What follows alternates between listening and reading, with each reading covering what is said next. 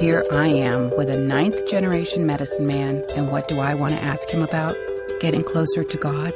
Nope. I want to discuss my relationship. Now, is that not relatable or what?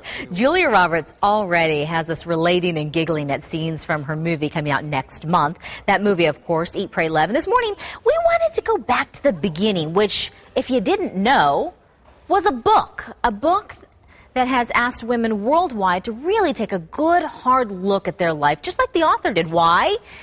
Because life's too short not to.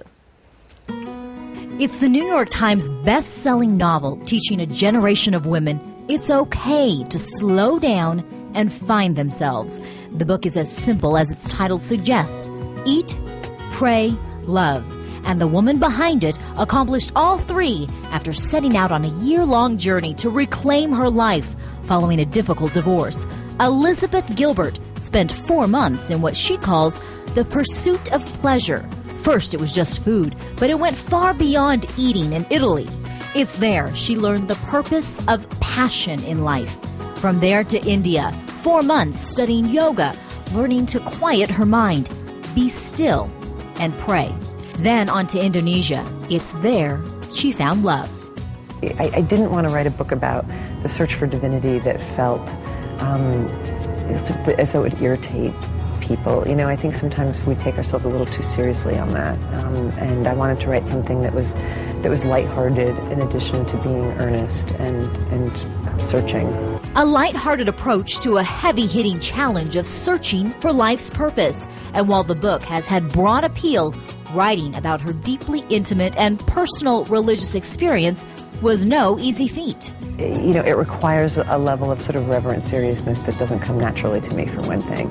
It's easier for me to make a joke and toss something away than it is to look, you know, so carefully and so deeply at these kind of real secret intimacies, you know, like the relationship between a human and the mysterious other aspect. You know, these hidden sides of the world is one of the most intimate relationships that there could possibly be. After just a few minutes with Elizabeth Gilbert, it's hard to believe this is the same woman who admits she was anchored in a lengthy period of darkness. Her laughter is contagious. Don't be fooled, though. It's part of her prescription to the painful and now public events that led her on her quest.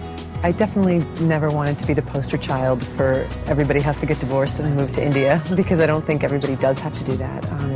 And I think a lot of people are asking themselves the same questions that I did, but they're asking it from within their marriages, and they've got obligations and children and you know, things that are holding them in place, and they can't just kind of go traveling all over the world looking for these things, but those questions are still available. And she hopes her book will bring those questions to light for women everywhere. I think women especially, you know, just get really pulled into, you know, obligations or senses of obligations, and they lose themselves along the way. And sometimes you just have to kind of build just a little, like, fortress of time for yourself that you can ask those big questions. Start looking for your own truths. Try to spend a couple days just saying no to things, you know, trying to clear out some space for yourself and just start refusing some of the stuff that you automatically accept and the things that you fill your life up with that leave you no time for yourself. And so I guess I've sort of become an advocate of just say no.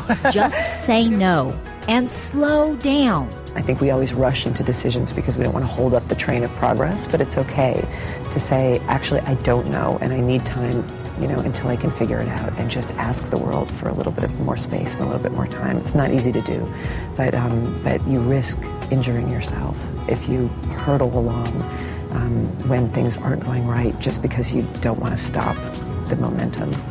One way to do that is by meditating, something Elizabeth studied in India. She says she's still not very good at it, but it won't keep her from continuing to practice in her own way. I've found that, like, going for long walks alone seems to kind of work for me in a more realistic way.